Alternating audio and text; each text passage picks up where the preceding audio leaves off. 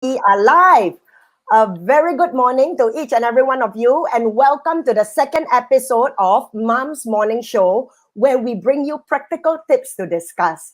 So you know that for since last week we've been talking about this whole big topic on decluttering. We started with how it can bring us prosperity, the mindset of decluttering, and then Tuesday we talk about how the practicalities of it.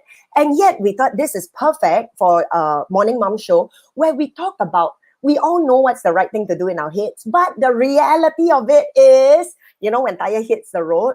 So we hear tips, right? And yet when the ideal fades away, we are left feeling like losers. So definitely that's not how we want to leave you.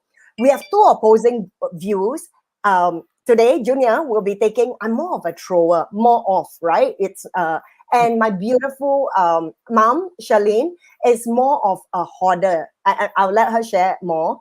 And we want to be that voice, that representative for you. So if you can type in your questions, give us your thumbs up if you agree with what we say, or give us some love, it would be great, okay? So Sherlyn, if we were to start, you say you used to be a hoarder, right? What shifted for you? Okay, first of all, good morning, everyone. And happy Renru. Today is the 7th day of the Lunar New Year. So we would like to wish all of you a happy new year and happy birthday, everyone. So for me, I'm not a hoarder, okay? I'm not a hoarder. I used to be a keeper, not hoarder. Okay, Don't use very good. such harsh words. Okay, got it. And I agree with you, because I think the word hoarder, right? It doesn't sound good, but I'm going to be very direct now. When I think of hoarders, two persons come to mind.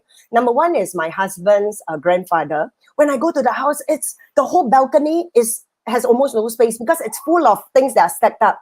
And the other person is my mom. My mom really, wow, her whole attic. I mean, the whole house is full of things that have spoiled. Like I remember even in my 30s, right, where I went home, I've exited school from so long, right? All the old notes still cannot throw, the old primary school, secondary school, uni notes cannot throw. Wait, I want to go through. I'm thinking, okay, but they are my notes. I'm helping you clear. But so that's how we define a No. hoarder. It's for your kids, you must keep for your kids.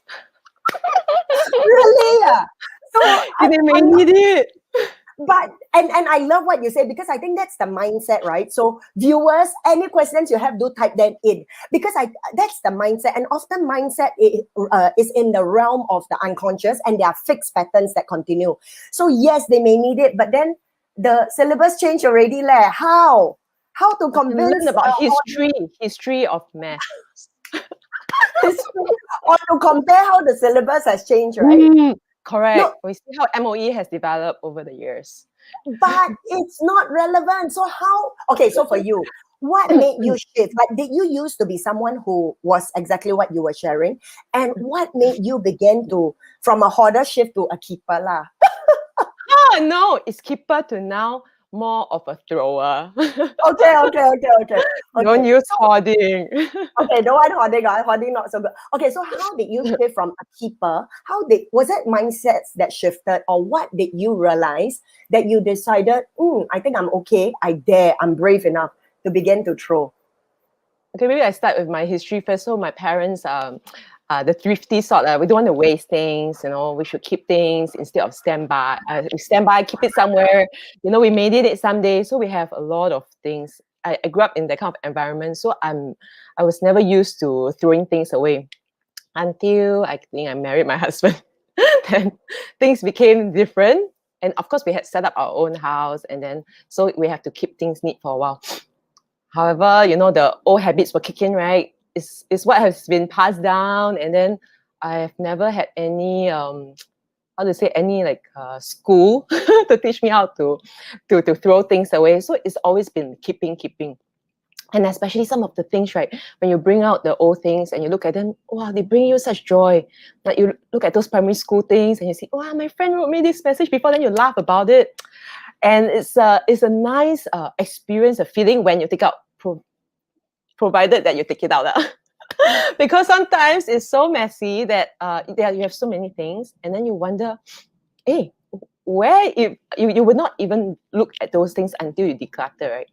Oops, what's this? Can you see me? Hey, hello. I can see you. I can hear you. Oh, you can hear me. Sorry, because something And happened to my screen. it's okay. So yeah. So let me find myself. Oh, you cannot see yourself, is it? It doesn't matter lah. So I continue talking. I can see you. Yeah. Okay then. Okay. So this was the history, and for keepers, right? We always have a lot of reasons like why we want to keep, and some of the reasons are like guilt also. So then somebody give me this present, and I feel bad if I have to throw it away, right? It's such a waste when it's in good condition. An example was the baby cot that I asked my family for when I had a baby. I said, hey, they asked me, what do you want? So I said, oh, I would like a baby cot for my baby. And when I had my baby, he didn't want to sleep on the baby cot. So we had it there for maybe like 4 years or so. And I realized it's a white elephant. Then there came a day where it's such a big item, the baby cot. So I was like, it's taking up too much space really, and yet I felt guilty if I have to just throw it away. It's such a good condition, and who do I give it to?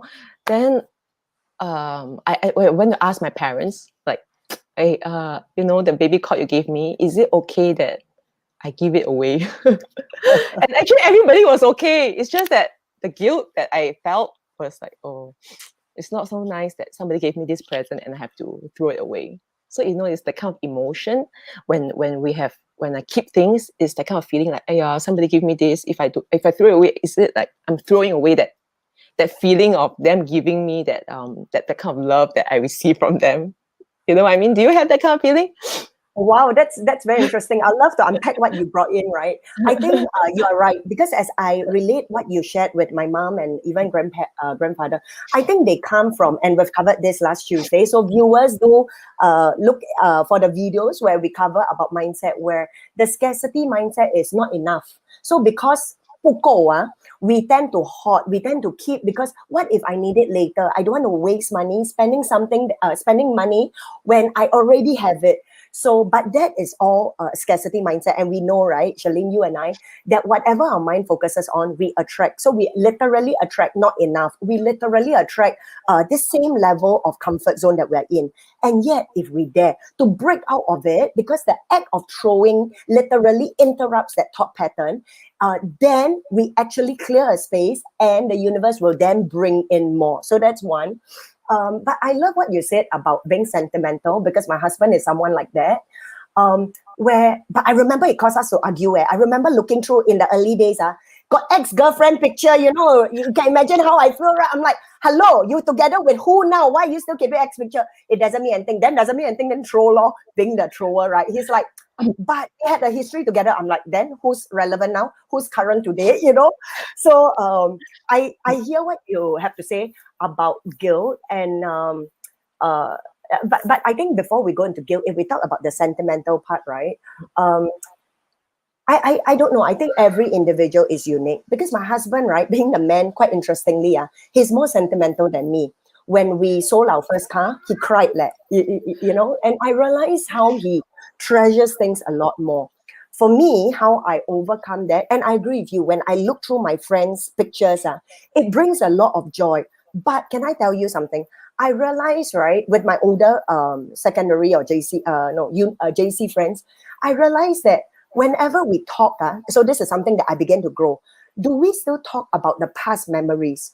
Or am I relevant today? Because then we were singles, we were windsurfers, we were happy, right?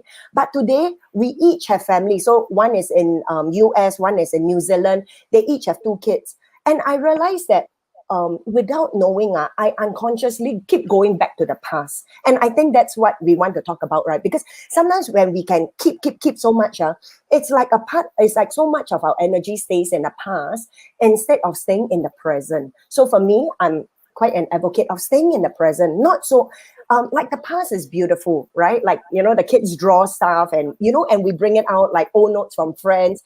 It's beautiful to read that. And then my question is, what do we do? Like when I read this heart-shaped note from a friend who was affirming me, it blessed me to know that even at that age, I was already who I was such a blessing to people.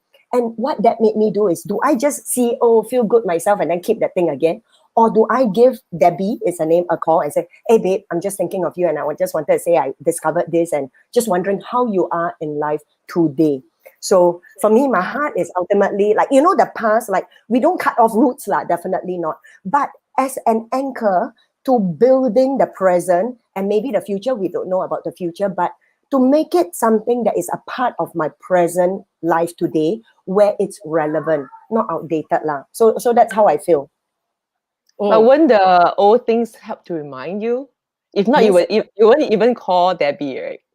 Yes, correct. So like how much of the old things we keep, so and I think that's the reality is we all struggle with it. I mean, just behind me, right, I have this little lamp that my husband bought for me when we were dating. And you talk about the practicalities of it. So for me, right, I'm a very practical person. He gave me that lamp, right, because, when I was younger, 20 years ago, 15 years, I used to wear specs, so that lamp has specs. And I'm like, darling, can we throw this? To me, very practically, right, soft toy, collect dust. It's a magnet for dust, right? And then I got kids, I don't want. Then the specs, like, okay, cute then, but now the white turned to brownish, dirty already, like, can we throw? No, this is the first present I give you, So yes, there are certain items I keep, but I think at the end of it, it's really up to the individual to decide what makes them truly happy. Because no point keeping, like what you say, right? Like so many things, like a whole room full of things, and we hardly have time to go through them. Might as well just make it a drawer. So I do have a drawer of my kids' drawings, like the different ages, started with potato head, stick man, and then how it grows to the drawings that it is today, or even the love notes they give us. I do keep a drawer of that, but I limit it to like, okay, it will just be this drawer, so that I then treasure them more, to have too many also don't go through, take for granted. So that's my thought lah. Yes. You asked me? Yeah. No, so I want to ask you, so your husband, is he more of a thrower or keeper? Because one of the questions that we want to cover is what to do if husband and wife are on opposing ends, how to resolve. Yes, so my husband is the thrower. He said, hey, don't need, throw away. So initially I had a tough time because these things are important to me. I may need it next time. It could be useful. So wasteful. I spend so much money, I buy. And then I look at this thing, I remember the past. So I used to have this kind of thoughts in my head. But eventually I realized that some of this don't serve me in the sense that some of the clothes I cannot wear already. I don't think I can ever squeeze inside some of the clothes. So that's when he usually gives me this question, which helps me. The question he asked me, it would be, have you been using this for the past 3 years or 5 years? If not, I do not see you using it anymore. Then I was thinking, that's true. So now when I go through my things and when I throw things, I look at them like, okay, have I been using this for 3 years? If not, I think I don't need it. So some of them still go into the maybe in-between box. It used to be, so slowly, I'm moving towards like what is more important. But it used to be everything is very important. And I think it gives a sense of safety as well. Safety and comfort, because these are things that you have grown up with, you're very used to. So when you throw these things away, you wonder like, hey, am I losing a part of something? That kind of feeling. Yesterday, right, my fridge was spoiled. My son went to hug the fridge, before the fridge was thrown away. He said, thank you so much, fridge. So it's Husband. so he went to hug the fridge. He said, please take more photos of this fridge, the old fridge that has spoiled. He said, oh, I'm going to miss the fridge. It's just something something that has a very regular item that you would not think of missing, but even small things like that, he misses. I think that's so beautiful because I think it talks about the depth of gratefulness or even attachment, to things or even the memories. So I think it's beautiful and it's interesting. So I don't think it's gender bias. Like I used to think that women tend to keep more than guys, but in just your son and my husband's example, I think it's not necessarily about the gender, but it's just how attached they are to things. Yeah. The way I overcome this, right, is with the car that so we've sold quite a few. Let go of quite a few different cars. As I tell my husband, hey, the memories will always stay. And we even name each car. I remember our first car was April, second car Betty, this car is Coco. So we actually, and then we had one that is called Whitney. We actually named the cars in it's our way of personalizing it. And I'll tell him we will always remember this, and I'm okay to take pictures. And let's create new memories. Let's create new memories together. Because I think one of the potential pitfalls is very often that we stay in the past, whether successes, good or bad, right? Because sometimes this one, I was in the NUS alumni, and then I keep the jacket and all, but and that successes, and then the negative also, this bad person used. But I assert, right, decluttering, like one of the decluttering experts say, decluttering, right, the more clutter, she says, we have in our house, it's actually symbolic of obstacles in our way towards success, because we can't let go of the past, so it serves as like baggage potentially that we unnecessarily lack when we can actually just sprint towards a future that we want to create. And as of here, I want to pause for a while and ask you viewers, as of now, what do you think you are? More of like a keeper who's moving. I love what Sherlyn very authentically described. Then got middle ground, and then now a bit thrower, or a thrower, or even a hoarder, because it really doesn't matter. I think on this show, what we want to say is, wherever you are, it's perfect, because no one has your upbringing, no one has gone through your life's experiences. So it's really what serves you, and that's what we are here to discuss. So I'd love to hear whether keeper, thrower, hoarder, whichever term you want to describe yourself. And if you have any questions, do type them in. Yeah. Junia, I like that you said about the benefits of decluttering. So as a keeper, today I would like to share for the other point of view, right? On the other side of view. So if there's a saying by Albert Einstein, if a decluttered mind, if a decluttered desk is a decluttered mind, what is a clean desk? That means yes, you get what I mean? Yeah. So though decluttering has its benefits, sometimes I do feel a bit comfortable in a bit of mess, because it actually increases my creativity. And I find that why do I want to spend time throwing things when I can spend time with my family, having fun with them, sharing ideas, enjoying, instead of spending so much time to go and organize the things, and keep it there when I already know is in a pile and in my desk, on my desk. I know that it's an organized mess, I would say, because the top ones are the things that are the most recent and I need it the most, and then the bottom ones will be those that I don't need very much. It's only when it comes to a stage when it becomes very messy, then I know that, oh yeah, I need the clarity. But before then, actually, some of the mess is good in the sense that it it spurs me to be comfortable and in fact, there was a test by a university, and they sent two groups, one group to a room where it is very clean, and then another group to a room that is very messy. And after that, they asked the participants to do to ask some questions. Surprisingly, those people who came out from the clean room were more generous to give to charity after that. But okay. it is quite funny, right? And then for the decluttered, the people who were very the decluttered room, right? Those people who came out, they actually were more creative. They could do things that were more out of the box, that were actually creating new things. So I think it also depends on the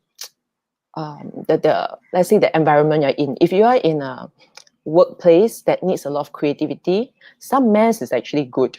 But if you are very organized, really you get a clean state of mind, right? That you can't, it will be very proper, very perfectionist, you're in good control. But it takes effort. So I, it I, is, huh? I so love what you say. So viewers out there, choose one. That's what I'm hearing Sherlyn say, right?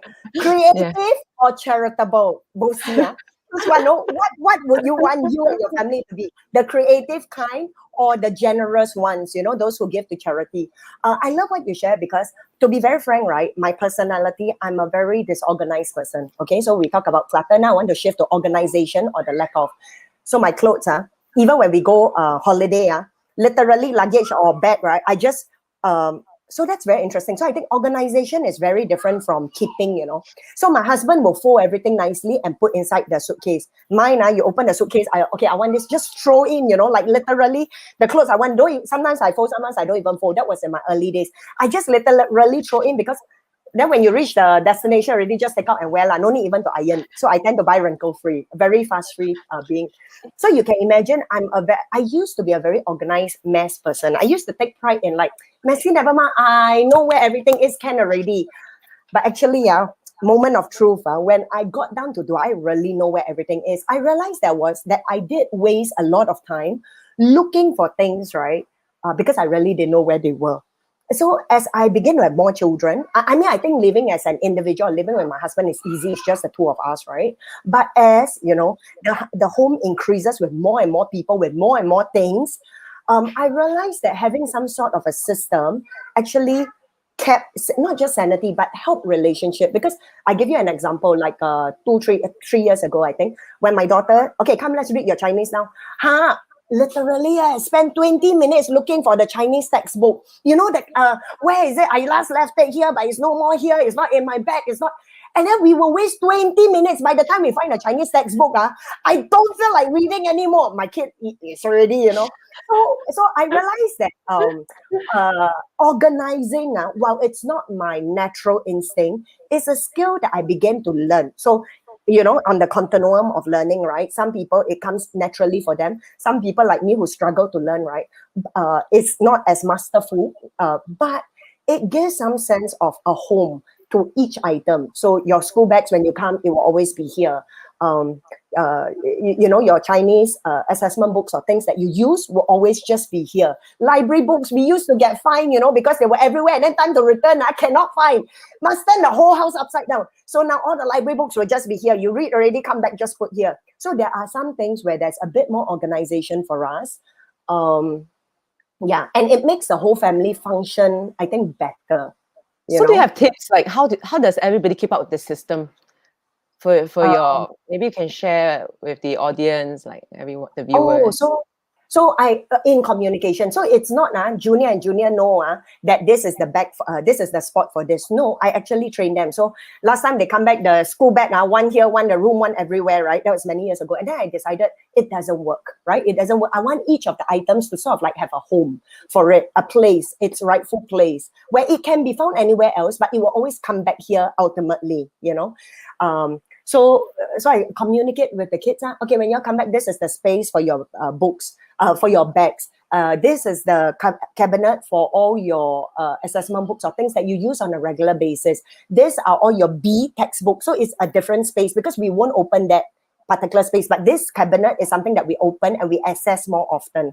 So I think really it's about parents being in communication. So in the beginning, it does take a bit of time and effort. But I think after a while, kids begin to really, actually kids are very adaptable. Once we set this, like even in the toilet, I will begin to tell them, okay, the toilet, right? Like this toy, like toys can be in the toilet. No, this toy, does it belong here or should it be in the study room? So in the beginning, it's a lot of reminder, not just to the kids and the husband, but everyone at home, including the helper, really. So I will also tell my helper not to just take it out, but also remind the kids. So I think in the beginning, when there's a lot of reinforcement, ultimately, right, there is more organization where everyone chips in. So I used to be, because it doesn't work where only one person is constantly picking up after everyone else, and then everyone is just leaving their socks here and there, right? But when everyone begins to chip in, because one of the things I used to have is the kids were coming, I didn't use that.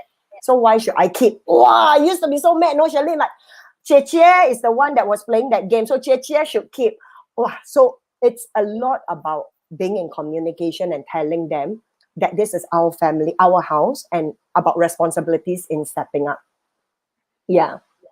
Yeah, but I also So, feel that for this, yeah. we have to be very also, how to say, mindful about the for different personalities.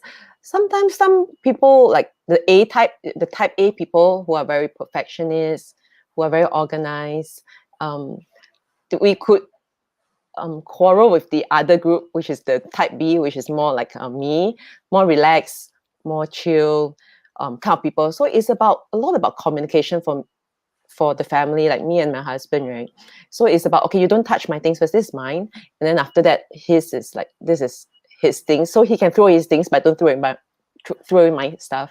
And eventually, I improved over the years, like on my organization, my packing, like this section is for what I really love it. Also, what you shared about, like, this place is for the books, the bags, and that is what we practice now. And I think it's true that it saves a lot of time, rather than everybody just like, hey, where's my thing, where's my stapler, where's my it's wasting a lot of unnecessary time on that.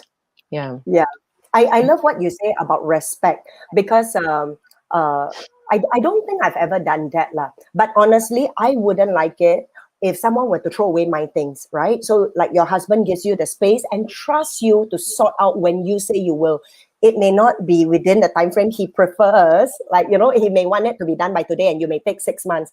But I think that's what builds the relationship, where there's mutual respect and trust that, hey, you say you're going to do it. And as long as we're aligned, and then to give each other the space to do at their pace instead of dictating. And yeah, so I think that's very important. So, Yeah, so and I that think, the process is a smooth and happy one, rather than very forceful, like, keep it neat. If you don't keep it neat, then we blame each other. That kind of home environment, even though it's very clean, can be very stressful also. yes, Yeah. yes. I mean, what do we want to walk into? We walk into a home that is empty and cold, or I'm not saying that, or so I think at the end of it, right? What do you want? What's the vision you have for your home, right? It could be neat, like for me, right? The floor must be clean, because floor is most important to me. It's where I step, I can feel it. Everything else is a bit. I'm okay about the windows not being, because it's that balance, right? And I want to ask this other question. Are my spouse and kids pure lazy when they don't clean up? Don't clear up? I think this is tied in very perfectly to what we are discussing. I think often when we label someone, hey, you're so lazy, hey, you're so messy, I think labeling, right, never brings out the best in someone, especially when it's a negative stem, right? Lazy. But I will begin to then live up to the self-fulfilling prophecy, right? And then as the kids grow older, rebellious, okay, you say I'm lazy, I show you I'm lazy. You say I'm messy, I show you. Wow. And then it begins to spiral down instead of create towards what we want. So, yeah, your Yeah. thoughts? Yes, I also think that it's just a different way of operating for the people who like to, like, be more relaxed with the things that are kept.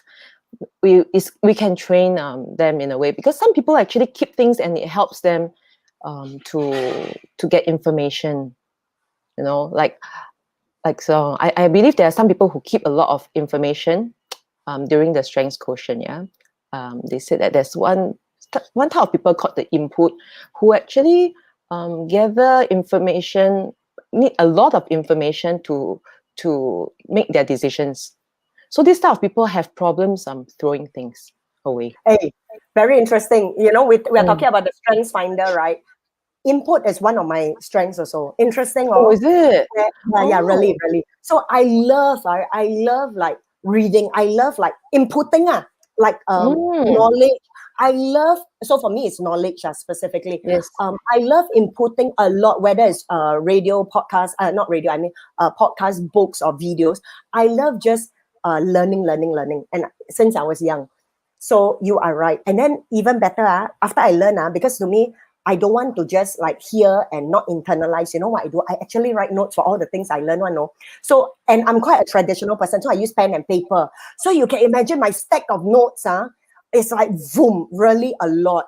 And there's a fear in me. So the coming Tuesday, I will cover actually, Sherlyn, 5 areas to declutter. Because so far, what we've been talking about declutter is really the physical space. But I invite us to consider the financial space, the mental space, the digital space, and I think the knowledge space where there is a lot of clutter. And in the midst of clutter, so research has shown, right, that our ability to focus and concentrate comes better in a clearer space. Yet, I want to say, you brought up earlier, I love Einstein. He is one of the most creative men. I mean, he's an inventor that transformed the world. So when I first read his quote, I mean, even before you say, so for those of you who just joined us, Einstein says like, if a cluttered desk, it shows mind. a cluttered mind, tell me what an empty desk shows. Direct link, right? So empty. So you rather have a lot of knowledge or empty. So I love his wit. At the same time, this is something I want to say. One of my daughters is very creative, so she enjoys painting, drawing, and she does that every day. She just started it because it's a hobby. So when she does that, right, wow, all the things come out, and it's messy, right? I mean, you do need space for this paint and that, and I let her be. So, but after that, then, so I think the other thing for viewers out there who have small kids, right, especially when they play Lego, this is what I call, I think this is a method that I think Montessori uses. Sometimes kids don't want to go to bed because they're in the middle of fixing and building something. And we know that building, right, is not done in just 1 hour, right? It's something that they build, they take apart, and their imaginative mind is creatively doing something. So, but then time to sleep, go and keep. And I can imagine the mindset of the kid child, but it's not yet done. I don't care, it's time to sleep. Then the next day, everything is destroyed. So the method is literally where I have this, I think it's 5x8, right? This space where I promise them this that you created will be here. No one will touch it.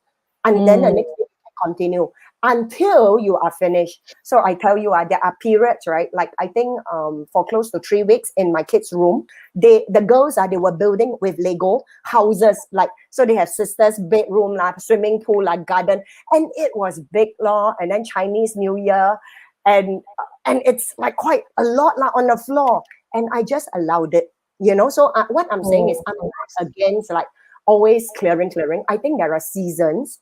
But the overall feel, because I think what the point is when you step into a house, right? If there's clutter or hoarding, right, it's everywhere, But if it's messy, it's everywhere. I'm not talking about that. I'm talking about you step in, there is breeze, like feng shui Chinese, they talk about the wind can flow, the air can flow. And it's not just that, but there are areas like your study desk or maybe the bedroom floor for me, for the girls, where for that period, I am allowing them that space to develop their creativity. So that is how I practice balance. Yeah. Do we have some more questions? There were some questions also. What are the pros and cons of decluttering, right? Somebody asked. Pros Yes, my pros a lot lah. Number one, mentally, you use your decision making and problem solving skills. So keep or throw, done. Keep or throw. The more we exercise that mental faculty, the sharper we become in life. So not just for this, because I think I realized that decision is something that I used to be a very indecisive person. One this, one that, then don't know, then don't decide. Wow, poor man, until like so frustrating over just ice cream, And but when I decide, just decide, live with the consequence, it began to clear up mind space. Instead of like, I think about one thing, think about two things, then the mind thinking about so many things. So I just decide, move on. So the mind space, right? So I'll liken it to like a processor. The more apps we have, whether on our handphone or laptop open, you notice that the processing speed of the computer slows down, right? Because there's too many things open, likewise the mind, right? But as we begin to close off the different ones, it allows a deeper focus and concentration. So that's one pro for me, mental clarity. Yeah. Yes. Yeah, I think mental clarity is really true for decluttering because it actually is a mindset. If you are in tip-top position, I mean like a mindset, right? It will be easy to be focused and organized, and it helps also. But if let's say I think it takes effort because it's not very easy to be, for me, to be very organized. So it's actually a deliberate effort, as you mentioned also, like what you did, right? To be conscious about where to keep the things. But when that is done, you actually feel good when it's done, when you declutter and only keep the important things in life. I Yeah. love what you say, and the way I would use that is emotional. So at the end, right? So first we talk about the mental space. The second one, like what you say, is emotions. Like, am I happy at the end of it? You know, because like for me, if I force my husband to throw something that he doesn't want to throw, he won't be happy. So no point throwing for the sake of throwing. But really, the emotional part, right? Like for me, I live with meso. Before I started my decluttering habit, that I was used to it, you know. But after, like now, so we have every quarter with the kids, you know, every school holiday, like I think March, June, September, and November, right? I get them to declutter their toys, their things. And one of the benefits, right, emotionally, is they'll be like, oh, I found this. Oh, I thought it was lost. So there's a lot of finding treasures that were always there, but they misplaced. And then they're, oh, this is the missing piece. And then the decluttering process stops for a while as they go and put it, you know, in. But I think that habit is how so it's not like we everyday declutter. You know, but it's just a quarter thing that we begin to stock take lah. You know, we do a stock check of, so that we don't overbuy also. So on a very practical level, right? You imagine we got so many things and then buy some more, and then so too much of this, too little of that, and then there's not a clear inventory. So involving the kids is one of the greatest joy. In the beginning, it wasn't easy, but now, yeah, a lot more lah. Yeah, Yeah, so decluttering can be very fun, actually, if it's about the finding treasures, all the things that come up again, like, oh, the things that we love. Yeah. yes, yeah, Yeah. and yes, okay, and then But what best, about those people, for those, I'm just suddenly a thing came up. What, during those, during COVID, right? A lot of people actually have to buy a lot of things, right? To keep. What about those kind of mentality? During COVID, when people queue up to buy toilet papers and all. can I just be very direct with you? Okay, so I'm going to be very straight. Okay, I would say it all comes to mindset. Okay, and this is where I want to draw the distinction. For me, right, underneath that is fear. I mean, if we look at it, right, when we don't say, oh, I better stock up on toilet paper, on eggs, you know, on whatever, right? Because of, if anything, right, I've got a family of like 5 kids, you know, of course it's my concern to make sure that the kids are well fed. But I realized a very long time ago, as I begin a lot of personal development, that I asked myself a very simple thing, right, where I drill down to the basic, right, is that action motivated by fear or abundance or love, right? Just is it fear? Because if it's fear, right, and I act because it comes from the root of fear, what I'm actually multiplying and growing or even honing is more fear in the family, right? But if I do it out of abundance, out of love, out of what I want, out of what makes me happy, what brings joy, that space, right? That because the intention is very different, it creates a very different experience and environment for my family. So thankfully, so my husband used to come from a lot of fear, as did I. Okay, but I think we've since grown where, you know, the toilet paper, or I remember the first time, you know, I think COVID is perfect because it's unprecedented. We never know, and then there were long queues in supermarkets. So I remember having this conversation with him. I'm like, hey, so you want to go and buy or not? In my mind, I knew what was my choice. I wouldn't, because to me, we are okay. So when it comes out of abundance and creativity, I teach my kids a lot of things of how to survive without the norm, against the status quo, right? And that's what I'm more keen in developing as a mindset for the kids. So I was clear on mine, and then I asked my husband, so how you want to go to queue up? No need lah. And I was like, what? Not bad. He's like, you know, at the end of it, we are, and he actually got that heart comes from worry and fear. And it's a choice, right, to not act on that worry and fear, because we're emotional beings, right? In the moment, I hope people do, I also want to do. And then sometimes I think it's a bit irrational where people long queue McDonald's. Why? Because they want the Hello Kitty. People don't, I remember there was this period a few years ago, don't know why you standing in queue. I don't know. Long queue, I also stand in queue. You know, that herd mentality. But that is exactly what I don't want to blindly teach my kids, you know, to blindly follow the crowd just because. Because majority could never be, it does not mean they're right? If it works for them, great. I'm not going against them either. But I'm just saying that as an individual, begin to process what works for us and choose, right? What do you want your family to be anchored on? Fear, or love, abundance, creativity, and a lot more of this. So to me, I want this. So I'm just going to take actions, uncomfortable as it is in the beginning, on this, so that the kids model after this. Yeah. So that's my heart. Yeah, I love it. What you're sharing, and it's also about the abundance mindset, right? Even when we buy things, I think it starts from that decision to purchase. Before we purchase that thing, I just buy because it's cheap or because of anything. To first think about the consequence as well that comes after when you make that first purchase. Yeah. Yes. And I fully agree with you, because I mean, I want to say, I used to be one of those who cut out coupon, whatever coupon, and I feel so good, no? Oh, I saved don't know how many cents or whatever, like in the earlier years. And I realized, I mean, I don't know whether, I realized that also use energy. I mean, that was a real joy. So if you ask me as of that moment, yes, I'm really happy because I save a bit of money. But now, right, where I am is I can't be bothered. Almost, right, to those savings is good, but I'm not going to make an effort to go out of my way to scrouge around for those little savings. I'd rather spend my time, my mind space, my energy creating a vision, not just a vision, but taking actions towards a future that really, okay, so for me, I'm about impossible lah. That is really creative. That is more fun than surviving. So I really got, like, in the past, I was living at survival level. I'm like, oh, surviving, tolerating. Oh, if this, and it's a bit like yeah, that's where I was. Okay, and nothing wrong with that. That's who I was. But I realized that I have grown, and I want to continue to grow towards, like, that fullness of who we all are meant to be as human beings, to shine that light, that uniqueness for who we are, each person differently. Yeah, I love this. Yes.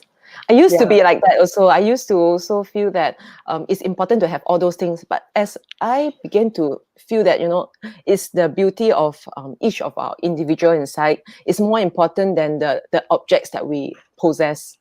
The kind of joy you have being with yourself. I mean, like, enjoying that the gifts you give to the world, rather than spending all the effort on buying things to make me happy. I feel that really helped me as well in making the choice to not buy the item that I don't need in the first place. For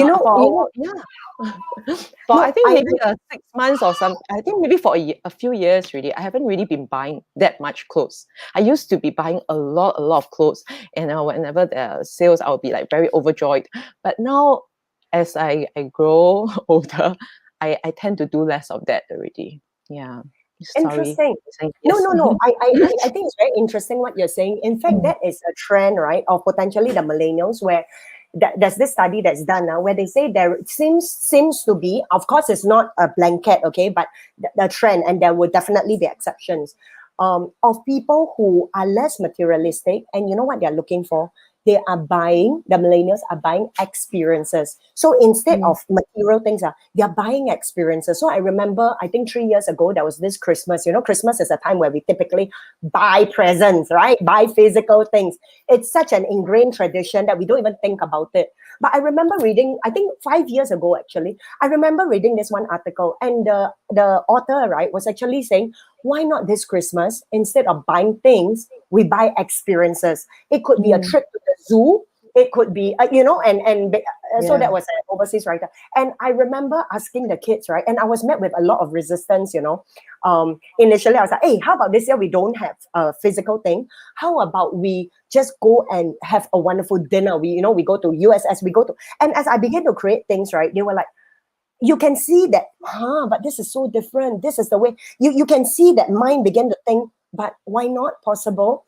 And then I think 2 years ago or something, we actually bought a dog, so, and then all of them share, so I think your experience is part of a bigger collective trend that is beginning to, that is across the world, Sherlyn. Yes. Even very successful people like Steve Jobs and all, they only wear the same clothes, right? Every day. I mean, the same color coordination, so he doesn't have to spend time thinking about about the unnecessary Mark Zuckerberg as clothing, well. right? Huh? Yes, Mark Oh yeah. Zuckerberg as well. And Yes. even for me, I tell you, I'm so spontaneous, right? My breakfast, right, left to, my helper knows it's always the same. So I don't even have to think about it because for me, breakfast is food as long as it's something that makes me happy. And so it's just things that are set in motion. I'd rather spend my mind on things that are more that could create for impact. Yeah. So so it's about really the experience of.